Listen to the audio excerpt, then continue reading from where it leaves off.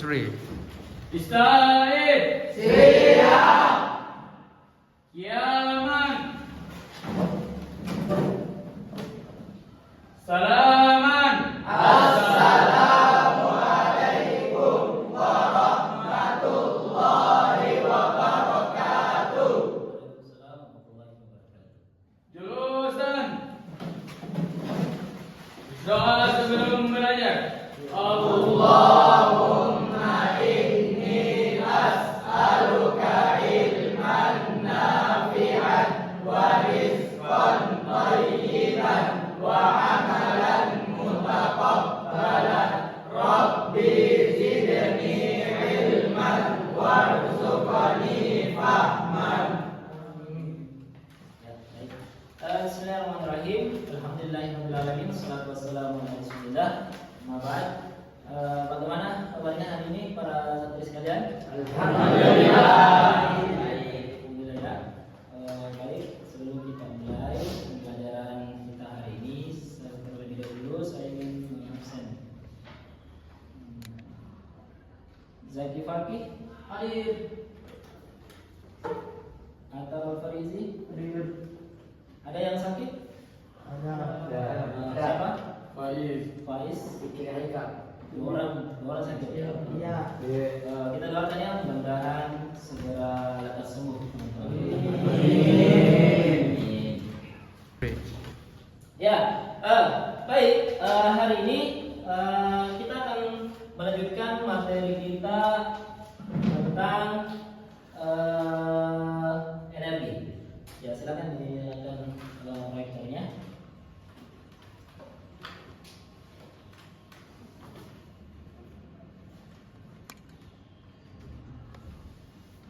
Ya. Materi kita hari ini adalah tentang energi. Dan adapun tujuan pembelajaran kita hari ini itu ada 3.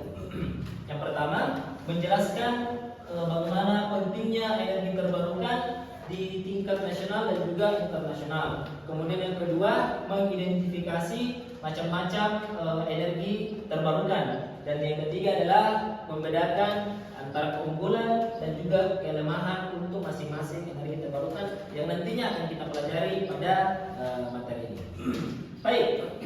Nah, kalau kita berbicara tentang energi terbarukan, bayangkan dunia kita ini tanpa listrik, apa yang akan terjadi? Ada yang mau jawab? Bagaimana kalau tidak ada listrik di dunia? Nah, silakan. Dunia akan gelap. Dunia akan gelap. Ada yang lain? Kalau listrik tidak ada, apa yang akan terjadi? Ya. Manusia akan lebih bergantung kepada api dan pekerjaan manusia akan lebih susah. Nah, susah lagi ya kalau tidak ada listrik, karena sekarang ini listrik adalah segala-galanya yang bisa membantu manusia. Seberapa bergantung kita dengan listrik? Yang tadi, kalau tidak ada listrik, nanti Emil akan pakai api terus untuk melakukan penerangan. Nah, kemudian saya akan menampilkan sebuah video tentang krisis energi. Manusia yang mencari jawaban. Bayangkan dunia tanpa listrik. Tidak ada lampu yang menyala, tidak ada kulkas yang menjaga makanan tetap segar, dan tidak ada internet. Bayangkan dunia tanpa energi. Pabrik-pabrik tutup, bisnis bangkrut, rumah sakit tidak bisa beroperasi, dan makanan di supermarket mulai langka. Orang-orang mulai panik, semua bergantung pada energi. Dan sekarang, energi itu hampir habis. Ini bukan sekedar cerita fiksi, tapi ancaman nyata yang sedang kita hadapi. Dunia sedang menuju ke arah yang mengerikan, krisis energi. Sebelum lebih jauh, kita bahas dulu apa sebenarnya krisis energi. Jadi gini, energi itu ibarat bahan bakar kehidupan modern kita. Mau itu listrik, bensin, gas, atau bahkan tenaga surya. Semuanya adalah sumber energi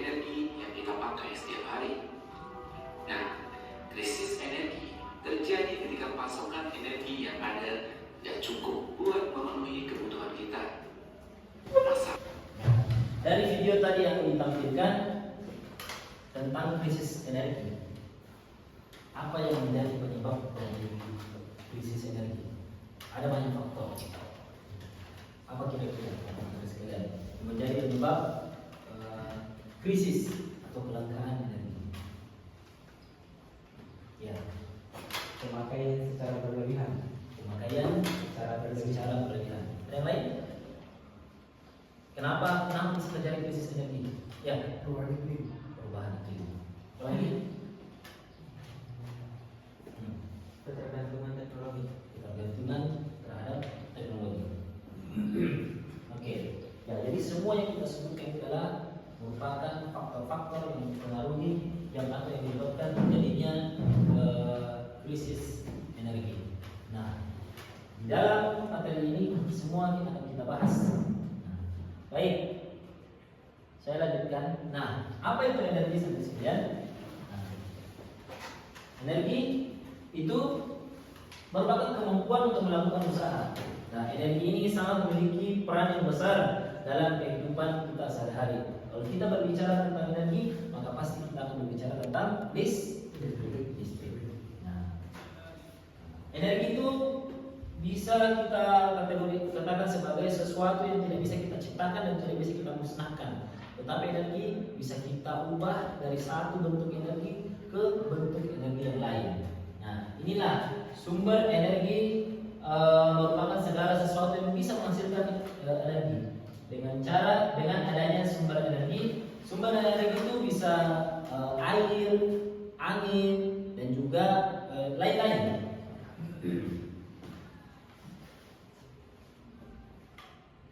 Nah, ada namanya energi primer dan energi sekunder. Energi primer itu berasal dari alam. Yang paling pertama, misalnya batu bara, minyak, angin, air, dan matahari. Dan energi sekunder, energi yang sudah mengalami proses tertentu. Misalnya listrik yang dihasilkan dari pembangkit listrik. Nah, itulah yang kita pelajari. Nah, hari ini kita akan belajar tentang energi terbarukan.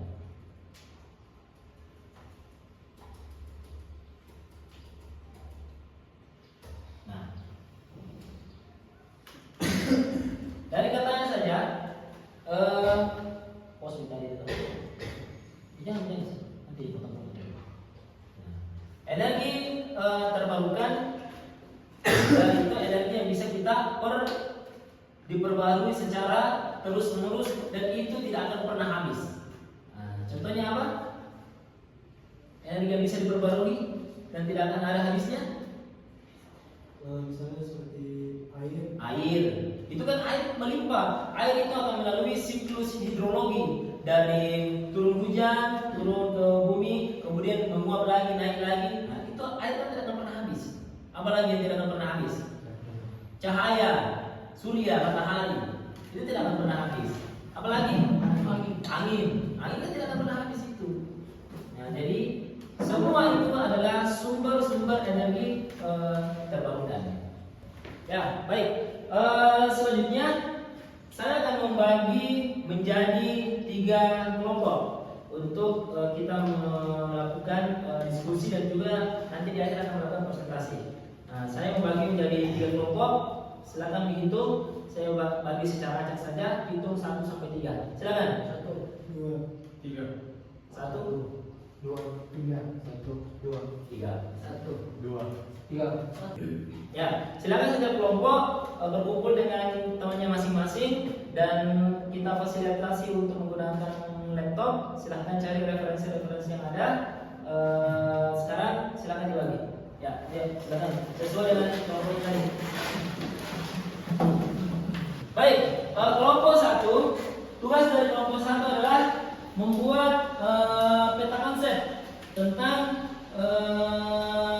energi terbarukan. Jadi tugasnya adalah membuat peta konsep membandingkan 3 energi terbarukan, sebutkan keunggulan dan juga kelemahannya. Nah, seperti itu. Ya, sekali lagi membuat peta konsep, tuliskan peta konsep tentang 3 energi terbarukan, tuliskan juga keunggulan dan kelemahannya. Nah, bisa? Oke, silakan. Nah, kemudian untuk kelompok kedua, silakan buat analisis. Nah, silakan buat 2 argumen pro dan kontra terkait dengan 2 jenis energi terbarukan. Jadi kelompok 2 bikin 2 jenis energi terbarukan, buatkan argumen pro dan kontranya. Bisa dipahami? Bisa. Ya, oke. Nah, kemudian yang ketiga, untuk kelompok ketiga ini membuat narasi. Nah, membuat narasi, buatkan 2 contoh energi terbarukan yang sukses dilakukan di Indonesia. Nah, buat dua contoh energi terbarukan yang bagus, yang sukses di Indonesia. Nah, kemudian nanti dinarasikan dan nanti dipresentasikan. Bisa? Oke, silakan. Ya, buatkan narasi ya. Baik itu tentang potensi yang ada di daerah tersebut. Kenapa daerah tersebut bisa ditempati sebagai tempat untuk membangun sebuah pembangkit listrik. Nah, ini bagian pro dan kontra ya. Pro dan kontra untuk 2 energi terbarukan. Apa energi terbarukan yang kita ambil? 2 energi terbarukan. Air,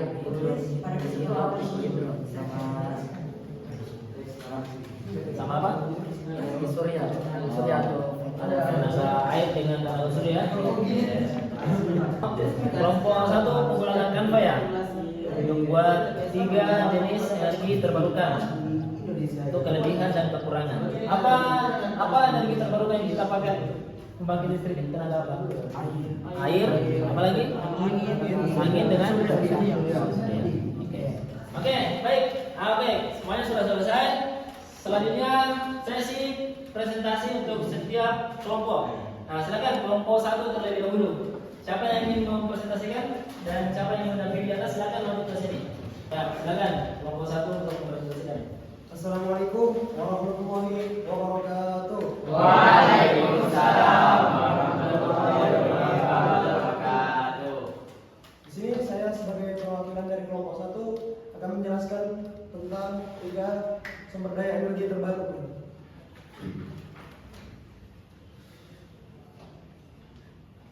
Sebelum itu, saya akan bertanya kepada teman-teman sekalian, apakah salah satu di antara teman-teman mengetahui apa saja energi tersebut?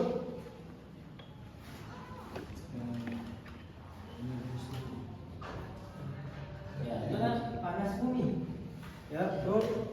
biomasa, angin, air. Ya. Kemudian, apa itu energi terbarukan?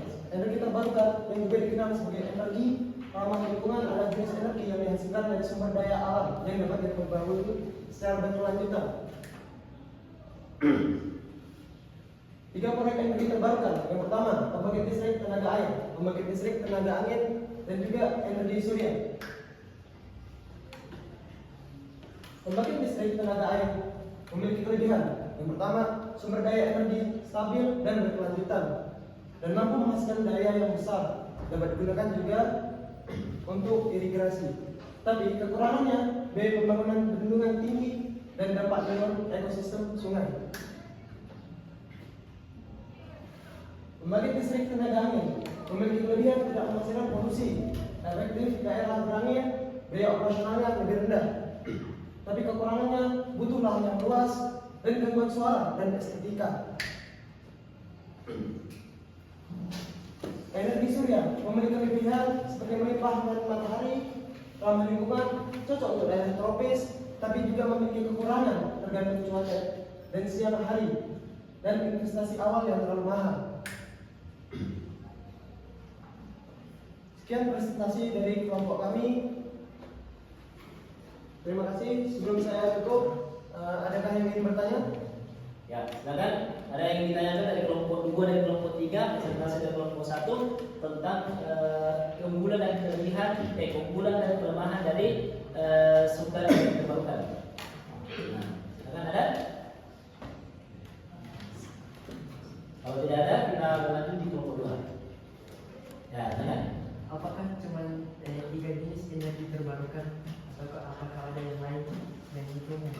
Nah, pertanyaan sangat bagus. Selain di penjelasan ini, ada juga seperti energi biomasa, energi panas bumi, mungkin juga energi nuklir, dan lain sebagainya. Terima kasih pertanyaannya. Oke, bagus ya. Oke, silakan kelompok 1 kembali ke depan. Nah, kita berikan upload dulu ke kelompok 1. Assalamualaikum warahmatullahi wabarakatuh. Waalaikumsalam warahmatullahi wabarakatuh. Berdirinya saya di sini akan membawakan presentasi tentang pro kontra antara dua energi yang berada di Kabupaten Goa. Yang pertama adalah konteks energi terbarukan di Goa. Energi yang berada di Goa itu sebenarnya banyaknya, tapi kita cuma mengambil dua, yakni energi air, yaitu hidro, mini hidro, dan pico hidro. Pro-nya, sumber daya lokal siapa nih? Di Goa itu ada banyak sungai dan aliran air, dan ditambah lagi dengan waduk-waduk yang bersama cabang dan bendungan yang sangat besar yang berada di negeri yang sudah ada di Karoloe, Vijayanagara, Tangka, dan Lantaboto, yang menunjukkan adanya potensi nyata. Yang kedua adalah kapasitas yang cukup stabil. Hidro bisa memberikan pasokan listrik dengan lebih konsisten dibandingkan surya atau angin, terutama di musim hujan dan aliran air yang cukup. Dan yang ketiga adalah manfaat multi-purpose. Selain listrik, waduk dan bendungan memberi manfaat tambahan, yakni irigasi, air baku, pengendalian banjir, konservasi sumber daya, peluang wisata, dan juga peluang wisata. Contohnya, waduk Karoloe direncanakan untuk irigasi, air baku, dan cahaya. Dan yang keempat adalah skala lokal dan desentralisasi. Pico hidro dapat dipakai disusun terperinci seperti susunan Tabobo, mengurangi ketergantungan pada jaringan PLN. Oke, baik, luar biasa sekali presentasi dari kelompok 2. Jadi kelompok 2 mempresentasikan tentang potensi energi terbarukan di Kabupaten Goa, yaitu energi pembangkit listrik tenaga air dan juga pembangkit listrik tenaga surya, serta tadi juga sudah dipaparkan tentang pro dan juga kontranya. Nah, luar biasa. Nah, sekarang dari kelompok lain ada yang ingin ditanyakan?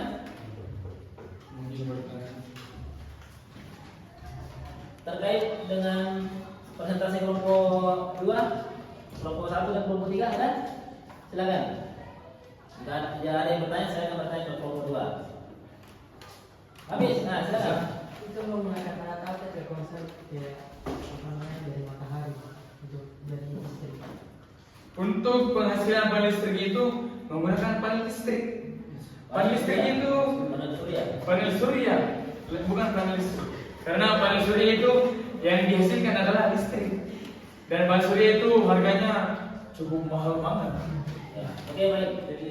Nah, sekarang dulu. Kak, bisa jelaskan apa solusi dari poin terakhir yang Anda sebutkan? Solusi dari perawatan yang kita biasa lupakan. Jadi solusi agar kita tidak lupa untuk membersihkannya, untuk merapikannya, untuk memperbaikinya adalah uang. Dengan uang kita bisa menyewa seorang mungkin atau 2 orang agar ia bisa melakukan hal itu, dan kita bisa menyewanya dari orang yang ahlinya memang. Mungkin dengan uang 300.000 bisa memanggil 2 orang untuk membersihkan panel surya tersebut. Oke, baik. Nah, bagus ya untuk berbalik respon dari teman-temannya. Nah, tadi juga terkait dengan potensi pertama kan ada air dan juga panel surya atau cahaya matahari. Kenapa di daerah Malino tidak digunakan seperti itu? Karena sering hujan. Karena intensitas cahaya matahari yang ada di daerah Malino itu masih cukup rendah, sehingga kalau kita adakan pembangkit listrik tenaga surya, maka kita akan habis pada biaya daripada biaya perawatannya, karena pertama tadi biaya pengadaannya atau pembuatannya itu sangat-sangat mahal, dan juga biaya perawatannya juga cukup mahal. Jadi memang di daerah-daerah dataran rendah yang punya panas atau paparan sinar matahari yang banyak itu, nah, di situ cocok kita gunakan untuk memakai itu tenaga surya. Oke, luar biasa presentasi dari kelompok 2. Kita berikan waktu dulu untuk kelompok 2. Assalamualaikum warahmatullahi wabarakatuh. Waalaikumsalam warahmatullahi wabarakatuh. Kami dari kelompok 3 ingin mempresentasikan tentang narasi tentang energi terbarukan yang sukses di Indonesia. Narasi pertama, pembangkit listrik tenaga panas bumi atau bisa disebut PLTP yang terletak pada Sarula, Pulau Sumatera Utara. Di jantung penggunaan Sumatera Utara terdapat salah satu proyek energi terbarukan terbesar di Indonesia, PLTP Sarula dengan kapasitas sebesar 330 MW. Pembangkit ini tidak hanya menjadi yang terbesar di Indonesia, tetapi juga salah satu yang terbesar di dunia dalam satu lokasi. Diresmikan secara bertahap sejak 2017, PLTP Sarula merupakan potensi panas bumi Indonesia yang luar biasa sebagai negara dengan cadangan panas bumi terbesar kedua di dunia. Proyek ini berhasil mengandeng investor asing dan nasional, menunjukkan bahwa energi terbarukan dapat menarik minat ekonomi berskala global. Manfaatnya pun nyata, ibu rumah tangga ini mendapatkan listrik yang bersih dan stabil, serta terciptanya ribuan lapangan kerja bagi masyarakat lokal selama pembangunan dan operasional. Oke, dan inilah presentasi kami dari kelompok 3. Ada pertanyaan? Ya, silakan kelompok 1 dan 2 memberikan tanggapan pertanyaan dari presentasi kelompok 3 tentang energi pembangkit listrik energi terbarukan yang sukses di Indonesia. Ya, silakan Pertanyaan? kelompok 1 dan kelompok 3. Silakan bertanya. Kelompok 1 dan kelompok 3. Kalau tidak ada, bisa. Itu ada. Ya, silakan ya. Silakan. Di mana letak PLTS Terapung? Oh, pertanyaan bagus. Tempatnya berada di Sumatera Utara. PLTS Terapung di Sumatera Utara. Oh, bukan di Jawa Barat. Oh, salah. Jawa Barat. Salah. Di Jawa Barat. Ada yang lain? Ada yang lain? Ya, silakan Habib. Apakah Provinsi Sulawesi juga penuh memiliki pembangkit listrik yang sukses seperti Jawa Barat? Kalau ada. Ada. Apakah di Sulawesi ada Masih terletak pada di provinsi Sitra. Kabupaten Jawa Barat ya? Kabupaten Sitra. Kenapa tidak disebutkan? Kenapa bukan itu yang disebutkan?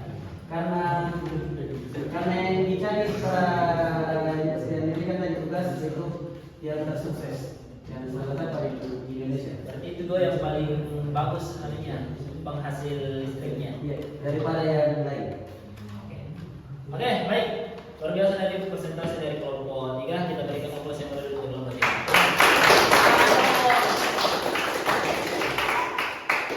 Baik, para teman sekalian, tadi kita sudah selesai semua untuk melakukan presentasi mulai dari kelompok 1, 2, dan 3. Dan perlu kami luruskan ada tadi beberapa kekeliruan, termasuk yang disebutkan dari kelompok 3. Energi listrik yang dihasilkan dari PLTP apa namanya? Sarula, PLTP Sarula bukan 330 MW ya, megawatt. Nah, mega. Nah, ada gigawatt. Untuk kapasitasnya, tapi itu sangat tinggi, besar sekali kapasitas energi listrik yang dihasilkan.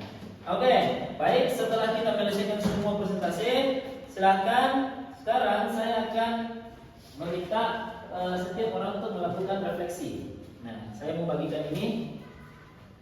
Nah, silakan masing-masing orang mendapatkan kertas. Oke, baik. Nah, silakan para santri untuk menuliskan refleksinya.